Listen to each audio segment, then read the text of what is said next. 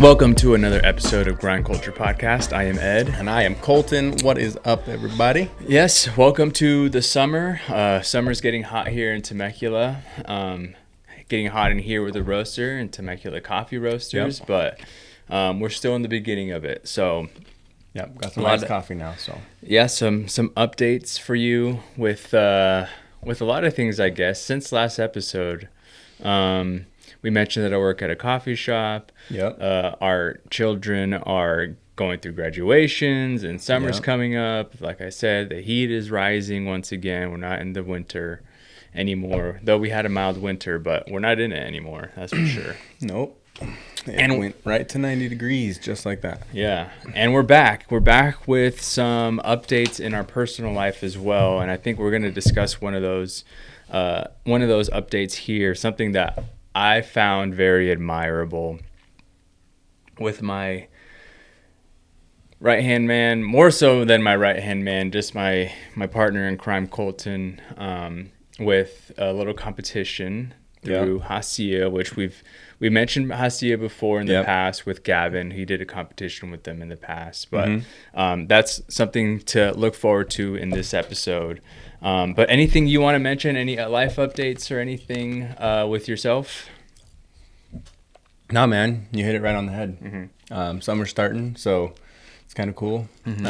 Both of our daughters, well, your daughter, my oldest daughter, both graduated kindergarten, so moving on up to first grade, which is crazy just to think about. And I don't know, I like this time of year because I transitioned to like kind of hot coffee to more like iced coffee, and I look forward to it. You know, it's just like that kind of like refreshing thing you look forward to at the end of the day, especially after like being a hot day. And Abode, like especially you working at Abode, they just came out with their summer menu, and it's a fun time. So and work is good, life is good, family's good, friends are good. It's just a good time. Yeah, if you're in the Temecula area or Waldemar area, go check out Abode and their summer menu. Big hit so far. Something that I do like, I mentioned it to a coworker here. I told him I like June a lot because it is like a transitional period. One, you're hitting like mid-year. Yeah. So you made the first year, or you went through the first year, and you're hitting the second half of the year, and that's when I like to kind of reposition my brain, my mental health, my goals, and say, okay, what was accomplished this back half? What do I want to accomplish the next half? Yeah. Like I said, like physical wise or mental wise or just career wise, what do I want to do? There's a couple things that we're doing here, in fact, that you luckily already brought to my attention, which is having that meeting with Brian about finalizing this project that me and him and you've been working on developing just like big picture web development stuff for our partners. Won't get into it. Well, maybe we'll get into it in another episode, but that's been a goal of mine for the back half of the year. So that's going on.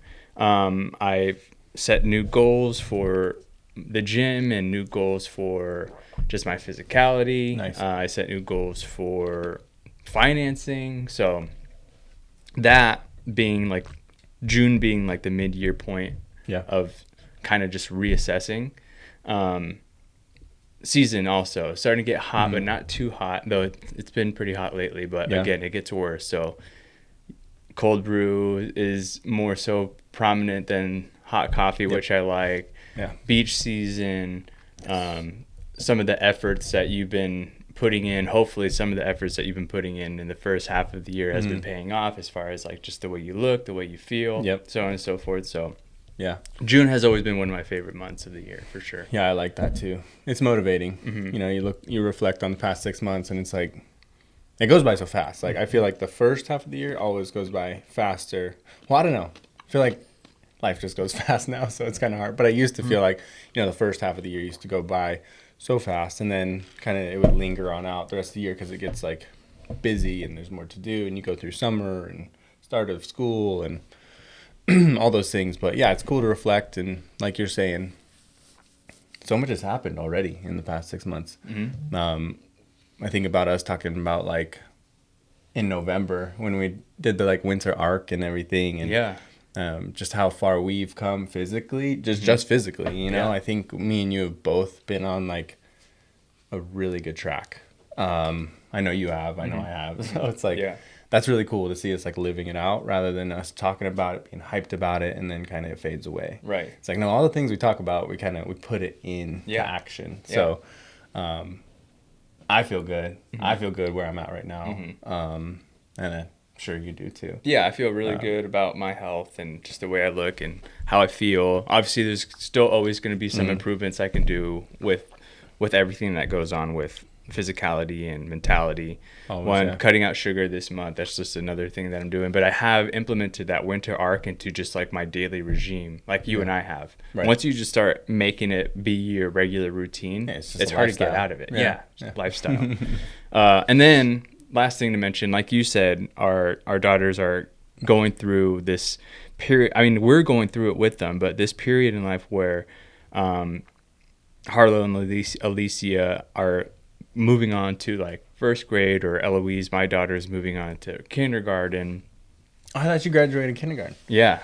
She's going into kindergarten. Oh, wow. So she was TK. I thought you were the same as Harlow. No. 1 year behind, because I think she's 1 year older. She did 2 years. Yeah. So it's new for me. I know it's new for you. Yeah. And it's just like going to like this thing. I was like, God, I remember some of this stuff when I was younger. Yeah. Like going through some of these things, like going through school and the excitement and summer. School buses. Yeah, it's nuts. So like watching your own child go through this, you being there for them and you kind of reflecting it on yourself has been a very cool thing, which is also another reason why I enjoy June, is because I remember those moments fondly of going into summer break and then being able to hang out with my friends or make plans. So now it's Father's Day and we get to enjoy it. We get to reap the benefits. Yeah, Father's Day. I got a bracelet. Yeah. So I love June. I think I figured that out in like the last year. I was like, June is a month that is always a good reflection of me and my goals in my life. Cool. Speaking of goals in life and where we're at, something very exciting happened to you, and I'm going to give you the floor to kind of explain what this certain thing was. I don't want you to reveal what you got in it quite yet, but just explain to everybody listening and to me as well, just to catch me up, of why this bag is on this table and what it has to do with something that you participated in. So bag is from Hestia. We've talked about it before, like you said. They are awesome, and this is their second roasting competition that they have done. Yes, Gavin, our roaster here, he did the last one, did pretty well. 7. And we've talked about it. Go back episode. I'll link it. Yeah, I'll link it right here. Check that out. We talk about that one as well. But this is a new one they did, and it was really cool. So they did it for May 4th, right? May 4th, Star Wars. Yeah, Star Wars theme. May the 4th. So pretty much the rundown of it was everybody that wanted to enter had to buy this Rwandan coffee. It's just a nice washed Rwandan coffee. Really cool. Has a really good story to it too, with the farm and how they got it. So you're supporting something really cool, not just roasting random coffee. So everybody that wanted to enter, they had to buy this coffee. And what they did was, in Star Wars, there's a dark side and a light side. So what you had to do was you had to make a good dark roast profile out of it and a good light roast profile out of it. Why did I not know that until now? That's so smart. Yeah, so I actually, when I sent it in, I put a Darth Vader on my dark and a Yoda on the light. That's so cool, dude. Just a little sticker, but just get some extra points. Yeah. Some brownie points, yeah. Brown nose. But yeah, it was really cool, man. Like, so pretty much the rundown of it was you buy this coffee, you have to make a really good profile out of it. And what they were pretty much looking for is you just had to make a really good developed roast out of both. Yeah. For the light roast, you didn't want something that was scorched. You didn't want something that was too roasty. You didn't want something that was under roasted, underdeveloped, that was kind of grassy. You wanted those origin characters to be there for a light roast. Just a nice, developed light roast. And then same for the dark, but vice versa. You didn't want to take it too dark to where it was burnt and you started losing the nice body to it and the nice aromas and the chocolates notes and all those things. Still wanted to keep some fruit in there. So they're just looking for a really well-rounded, balanced cup out of both of them.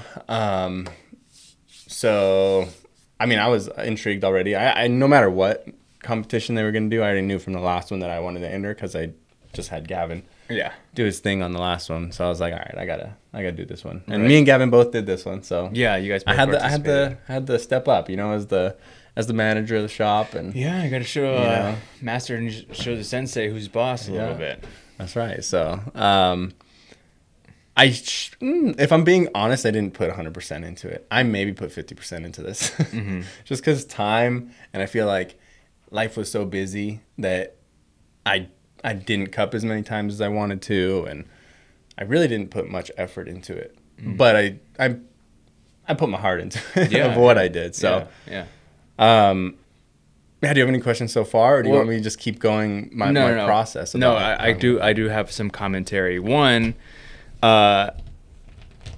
this just popped in my head. I think I've told you this before. It's not only that like you didn't put all your effort into this or your heart into this, like you don't think you did. I think this is a reflection of you starting to roast back whenever you started to roast up until now, and kind of shows your knowledge and everything that you took in from roasting, and it kind of accumulated in this small competition. I know it's not that grandiose of like you put all this was your moment. This is like what you're living for, what you lived up for, what you're working hard for. Right. But I think it does have a reflection of everything that you learned up until this point, and then all that knowledge that you took in, you were able to kind of release it into this competition here. Right. Yeah. Yeah. So I think you put a lot more work into it than you think, just like not in the actual like competition of it. One, I also didn't know that this was also supporting a Rwandan farm. What did you say about that? We'll put a link into it. There's a story about the farm that they bought it from. That's cool. But there's this whole farm that this supports. So and Hasia we've visited before. We did a cupping with them, mentioned in a past episode. Again, I'll link. But good people, very good, high quality coffee. Some coffee that we use for ourselves, but. It's cool that they do this kind of stuff, just involve different roasters around the area, brings in a community from vast communities of the coffee world. They find ways to bring them together even more so I think that's a very cool thing. But no, keep going wherever you left off, which was where. Cool. I'll keep going about just like the process. I kind of went through buying this coffee. I also want to mention too, it was cool because they also had a anaerobic processed washed version of this coffee, and so I got to have both. And we actually cupped it 2 weeks ago. Pretty good. That was really good. So it was like the more fruity version of this washed. That was nice. Yeah. So I was stoked on that I got to try both processes of the same coffee. You don't really get to do that a lot of times. So it's cool seeing like what processes do to coffee and how it like brings out certain flavors. So, let me talk about my process. So, let's see. I brought this home. I want to do it here, but I didn't have enough time. So I brought this home. My wife was out of town at work, so I had the girls with me. I was like, okay, I don't have time to sit and like get all crazy and make notes and do all these things. It was like, I'm just going to have to like take what I got. I brought a small little sample roaster home. I was like, I'm just going to do it on this. I'm just going to work with that. So I was like, don't overthink it, because I think a lot of the times, especially when it comes to competitions, you can overthink it. Yeah. And coffee is not complicated. I mean, it is if you want to do all these special things, but if you want just like a good cup of coffee, a well-rounded, like balanced cup of coffee, it's not that hard. So like you're saying, it's like all these things I've done throughout the year, going through drinking black coffee and developing my palate, learning cupping, learning roasting, watching videos on roasting, reading books, whatever it may be. It's like gathering those small things. And even though like everything doesn't stick, and even though here it's like we're roasting batch after batch, and we're to the point now where we're so dialed in, we're not even like watching graphs, we're not watching charts. It's like we already have that embedded. Yes, at first we are, but you already have that embedded, so you know what's happening to each origin in the roaster, right? We know how much we're putting in, we know the farm we're getting, we know it all. So it's like it's just instinct at that time. Yeah. And now I can go to like a roaster and I can pretty much like put coffee in and mess with heat, mess with airflow, whatever, and I know what's kind of happening inside. And that too, that's like you got to know what coffee you're putting in, you got to know how dry it is, you got to know all those variables. But you get a good coffee like this, it's really easy to roast. And yes, not at first, not if you not know what you're doing, but it's like to this point, I'm like, okay, I'm gonna take what I know from what we roast here. We roast, a lot of African coffees. I kind of treated this coffee like our Uganda. I feel like it has a lot of the same characteristics. So I was like, all right, I'm gonna break it down like that. I'm gonna sample roast. So I did some research on Rwandan coffees on the internet and just found like what people, how like different profiles and how they treat it and all those things. So I looked up 6 quick profiles. I was like, hey, well, I kind of want to go there. So I roasted 6 different profiles of this coffee.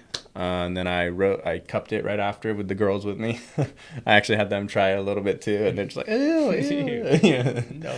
So I don't know. I just was like, I cupped it and I was like, all right, well, I'm not going to overthink this cupping either. Yeah. I don't have a lot of time.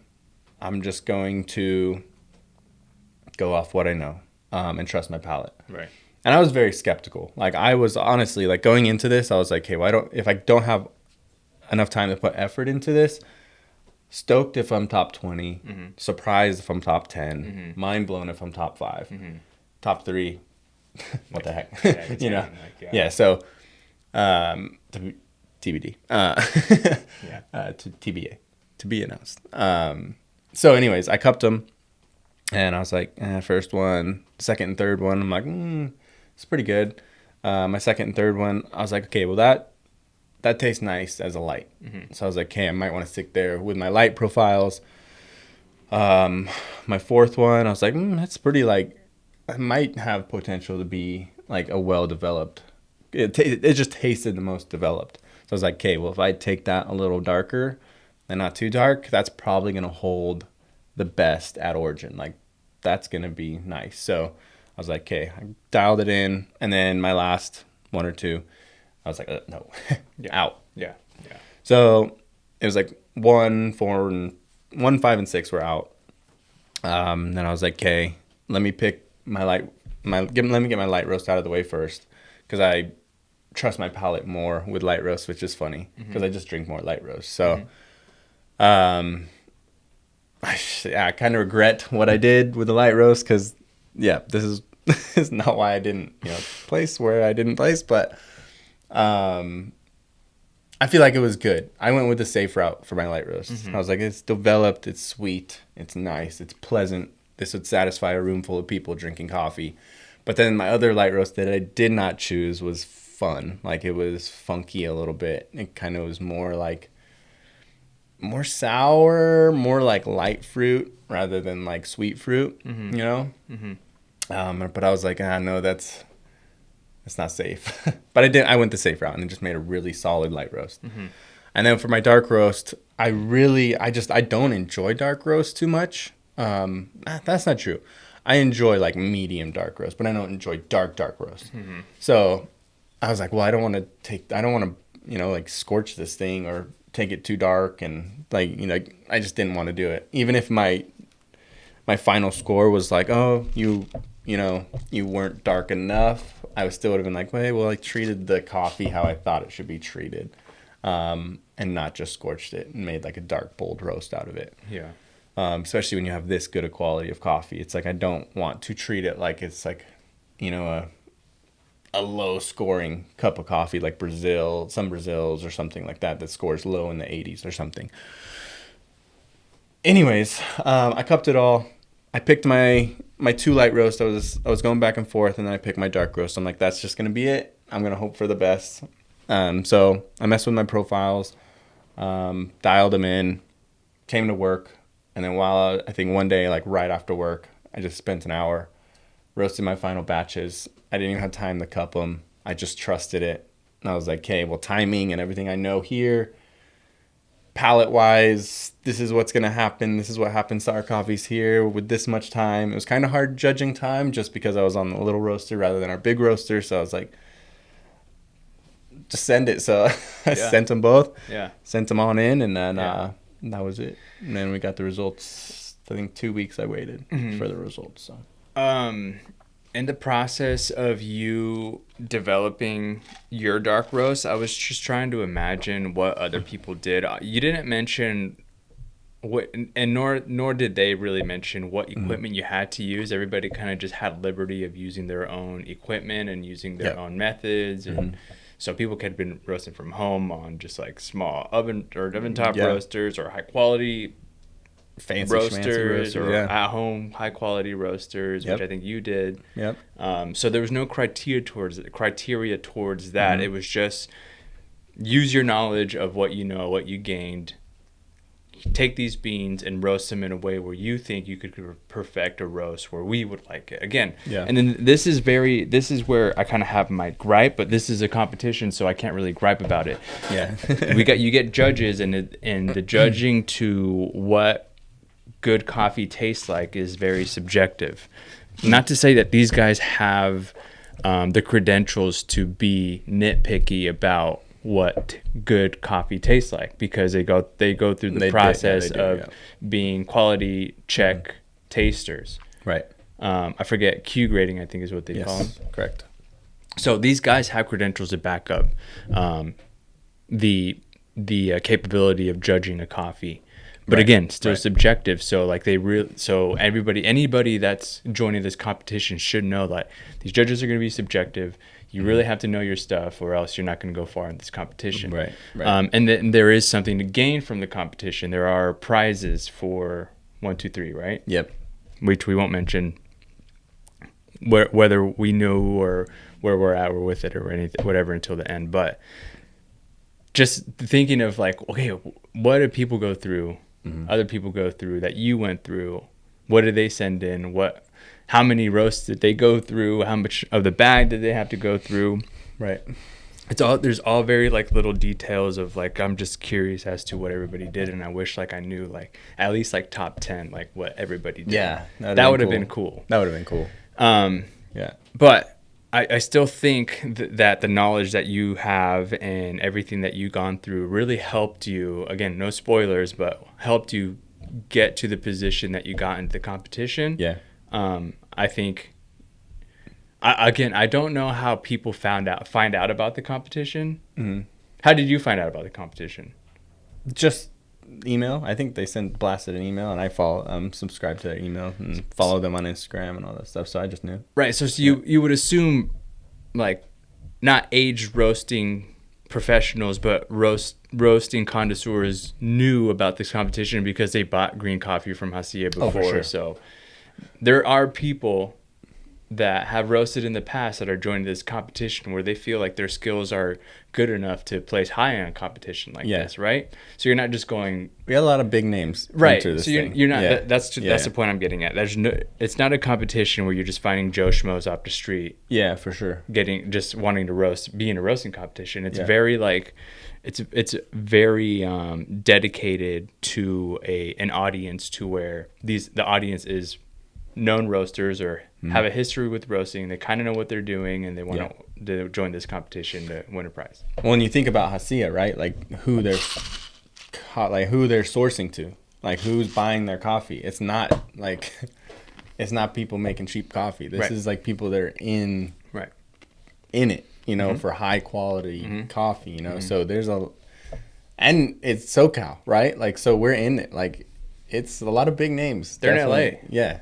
Yeah. So it's There's a lot of people that knew about it. So I just wanted to set the groundwork for who's entering this kind of competition. It's very dedicated to people that have passion for roasting or have a lot of interest for roasting, or have not a lot of knowledge for roasting. Right.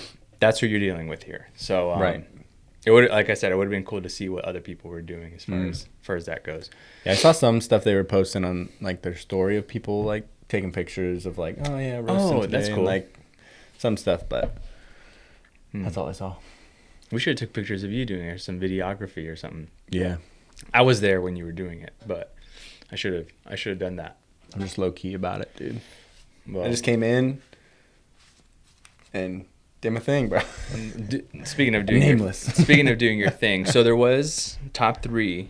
Again, I don't really agree with top 3 prizes because of how it was graded and the set of competitions within a competition, meaning you had a light roast comp and a dark roast comp. And those two mixed together to make your final score. Right. So could you go over kind of what the criteria was, with how the scoring was, and then you can reveal what you got on both of those? Yeah, for sure. It's pretty easy. It was 2 scores out of 50, so you could score best 50 for your light roast and 50 for your dark roast. So based off of, as mentioned before, of what they were looking for through the coffees, then you had, let's see, how many judges there was? 4? There was 3. No, 2. I thought there was 4. There was 4. It's 4 judges, so they were looking for flavor 10 points, aftertaste 10 points, acidity 10 points, body 10 points, and sweetness 10 points. That was a light roast. Yeah. And then dark roast, flavor, aftertaste, acidity, body, and sweetness all for 10 points. So as they cupped, they kind of went through it, and they give a score for each one of those criteria. They give a score for each one. And then, sorry, I'm looking at my paperwork here. There's a graph that kind of shows like a wheel of all 5 of those, and then the points that each judge scored those. Yeah. So it's kind of cool. Mm-hmm. And like you mentioned before, almost subjective, because you can kind of see like what the judges thought and what they liked and what they didn't like. And, you know, it was all over the place. Yeah. Right? Yeah. So that's what they were looking for. So yeah, you can get 50. That was the best score. You want me to announce what I got? For each one. But hold on. Before that, too. Yeah. Imagine, I was talking to DJ about this. Uh-huh. Or maybe you. Imagine these guys. How many entered this competition, do you know? 80 people. 80 people times 2 coffees, 160 coffee cups they had to go taste. They weren't drinking. You know what I mean? Had to spit it out, yeah. So like wherever your cup was in the 80 in the group of 160 might have had an impact of where their palate was. Do they split it up throughout the day? How much time and effort did they put into actually tasting each one of the 160 cups of coffees that they taste, right? And they were making an AeroPress recipe out of each one. So that's how they cup. They didn't do the standard cupping procedure. They were making each one AeroPress and trying it, which is cool because that's more clarity. Mm-hmm.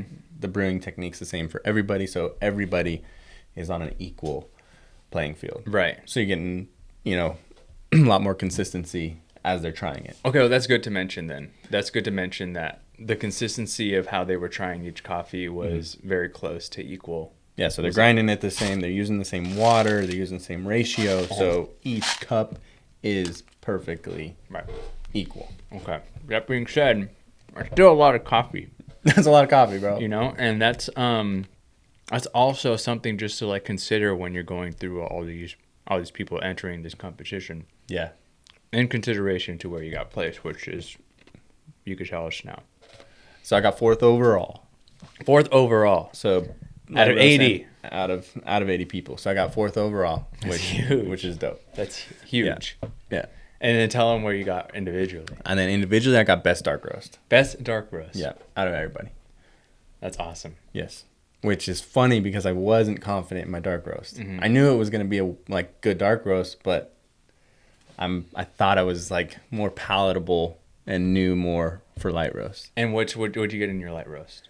What'd you place in your light roast? I kind of forget. I want to say like I got third. No, I think it was like. Sorry, I remember what you sent me, and I think you were like 6. Yeah, so I got overall. There was like another piece of information that you sent of like a list of people. Oh yeah, that was on the email. Mm-hmm. But yeah, so first overall in dark roast, I want to say it was right there, 3rd or 5th or something in light roast, which is pretty good. I was like a point and a half away from first. Here's my gripe, which is crazy. Here's my gripe. Yeah, I don't think it was that close, but we'll take a look at it and we'll show a snapshot of it. Yep. If you're first in any of the light roast or dark roast, you should have gotten some kind of reward for that, because if I remember correctly, looking back at the information, top 3 before you didn't have first in any light roast or dark roast. It's just the accumulation of points. That was the crazy part. The accumulation of points put them in 1, 2, 3. Yeah. But you actually had first place in light roast, and then whatever place you got, or dark roast, and whatever place you got in light roast, which made you, in combination, made you 4th overall. Right. I think you still should have gotten something because you had top dark roast, and then top light roast should have got something too. You know what I mean? Yeah. So that's why I'm thinking like, top 5 maybe should have got a prize in that case, because there should have been like first place top 5, second place top 10 or whatever. Yeah, I get it. Yeah, for sure. Because that is the subjectiveness of this competition. Makes me feel like you should have got like 5. There should have been like a 5-way first place tie. Because of how it was kind of judged, because there's 2 competitions and 1 total points, whatever. Right. Because first place in dark roast is good. Yeah. Like, and that's cool because like it's like I didn't just do like get lucky on dark roast. It's like I did really well on the light roast too. So it's like I was like right there. Exactly. Yeah. And like you're saying, I beat the top 3. Mm-hmm. Essentially. I don't know. I get it. You get it? Yeah. So. Which is okay. Like I'm still like I'm so stoked on it. Mm-hmm. Like even and as you should be. The only part I'm not stoked about is I didn't put my Instagram on there. Yeah. So I'm just a random name on an email that says I won dark roast. Next time though. Next time. Yeah. To put in your name up there. Now you have confidence. Even if you don't do as well as the next will you do another competition? You think? Oh yeah. This put kind of like the flame under my feet. I was like, yeah.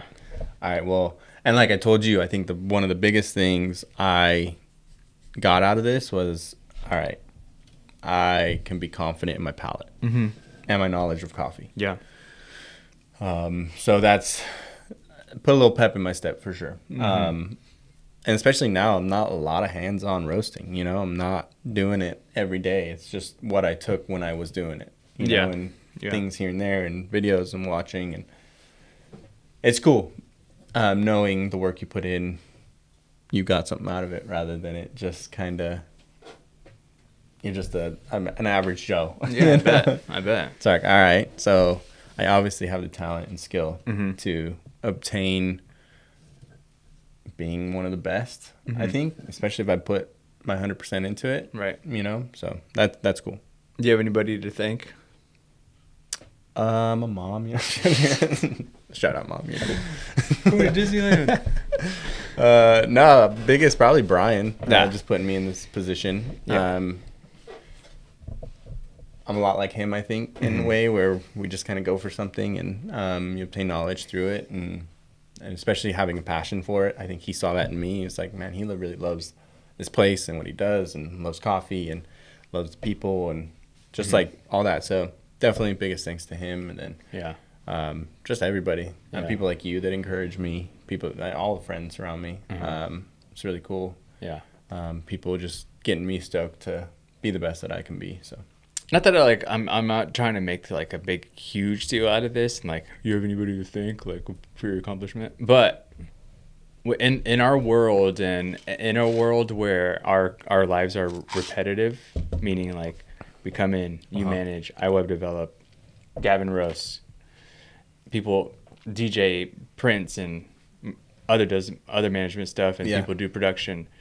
Like this little competition, or this competition, I don't want to even say a little. This competition, out of the grand scheme of things that we just do on a daily basis, is cool, and it shows that you're perfecting a craft. And a lot of people don't know about roasting. A lot of people don't. People just think coffee as a drinking commodity, not really like the science or the effort that goes into it. Yeah. So in our little world of coffee roasting, and Hasia's little world of developing this competition, and the other little worlds of other people participating in this competition, you put your name in a place where you could have some kind of recognition or some kind of pride into the efforts that you put into it. Right. So when I say like, do you have anybody to thank? I immediately thought of Brian, and just like giving us, not only you giving us this platform and giving us the opportunity to show off like some kind of skill that we wouldn't probably have gotten anywhere else. Like working even at like, I'm just gonna use like a retail store like Tilly's, like my first job. Yeah. There's no clothing folding competition. There's no freaking like sure there is. Maybe there is. Sponsored by Red Bull or something. Maybe there is. But I'm just saying, like, like Brian gave us opportunity to be in this little like world, because he had a vision. He wanted to start a business and hired us, and like you said, he trusted in you and participating in this kind of stuff. I thought it was cool. I think it's just like a little thing that's cool, you know? Yeah, I'm grateful that, I mean, even last year that we connected with them and that we kind of learned about this, and it's just something cool. I wish more people did it. I know there's not a lot of green coffee suppliers out there, especially locally, that you can kind of, you know, be a part of like this. But 80 people is a lot. 80 people is a lot. It was nationwide, not worldwide. I don't know. There's probably people. It probably was worldwide. So anybody could have joined. A lot of people joined it. Yeah. A lot of big names. Yeah. I know like top 3 have thousands of followers on their Instagram. So people got to know them for their coffee, obviously. Right. They definitely geeking out and learning the craft as well. So it's cool. And I don't know, grateful, man, because it also like gives me confidence being here. It's like, I know our coffee's good. Yeah. I also know if something happened and it's not good. I know how to change it. Right. You know, I know if the roaster's not running properly, something's off or whatever. It's like really cool knowing that I know what we're putting out is the best of our ability. Yeah. Could be better. Always could be better. You know, you could be like tweaking with little things here and there, but you know, we're sending out solid coffee. So So I'm excited. I'm just grateful to be where I'm at. So last question, what do you want to, ideally, how would you want to utilize this not like new discovery of your skill, but a skill that you kind of knew you have and now it's kind of like recognized?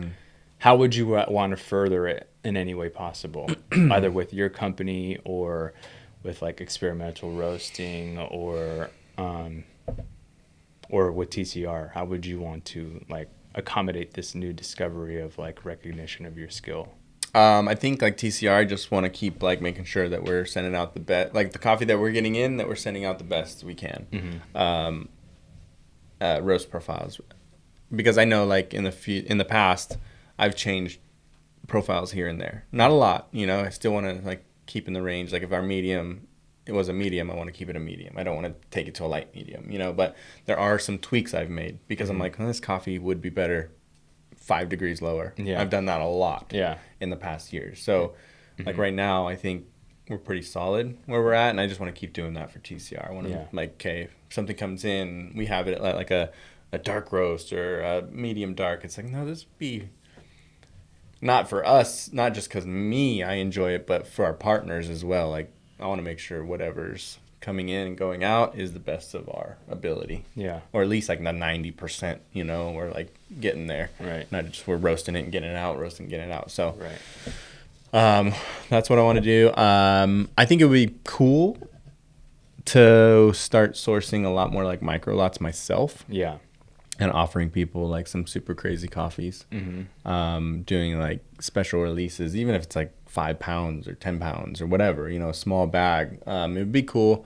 I've thought about like getting a roaster myself and just doing it. Right now, I don't have the time for it, but it would be cool to do, you know, and like bring people coffee that we don't offer here. It'd be cool to do that through like Mountains to Waves. Yeah. And then it made me a lot more confident too, like, cause there's a lot of like roasting, events, you know, around the world, but also in the nation. And I've always been skeptical, like in the back of my head, I'm like, I really want to go to that. And they're usually expensive, like $1,000 or something like that. And you go for a few days and you're with a bunch of roasters and you're learning and you're having competitions. And I think they're called like roaster. I wouldn't even know what they're called. But in the back of my head, I'm always like, I'm not good enough to go to those things. Like, why would I invest my time in there? It's like, well, because a lot of people are like, and social media is a big part, right? So it's like a lot of people are in your face about it. Like, oh, I'm roasting, I'm doing this. And they're with the other roasters. It's like, it's kind of like you feel like left out of something. You know, all these people that seem like to have a lot of time to tinker around and have fun and experiment and just talking about roasting, you know, they're very vocal about it. I'm not, you know, I'm just doing my thing. Yeah. You know, so it's like, I've always been in the back of my head, like, I'd probably go there and just make a fool out of myself. But this was kind of like, oh shoot. Like you won't. Like I won't go and be the best, obviously, but I'll be able to be like a part and be like, all right, yeah. And just be myself and probably be able to bring something to the table. Yeah. So yeah, that was cool. Like getting the confidence of like, oh, I could go to one of those things and be a part. Yeah. Maybe even like be a big part. So it kind of in that way. And then it also cool, like I want to read more, you know, I want to like, okay, well, I want to start reading about roasting more and all those things. And I haven't yet, you know, life gets busy, but you know, as I start finding different avenues and, you know, time and as my kids get older, I'll have more time, you know, maybe, who knows, to do those things. But I've signed up for coffee to be my way of living for the rest of my life. So I'm not going to try doing it all at once. It's just going to come naturally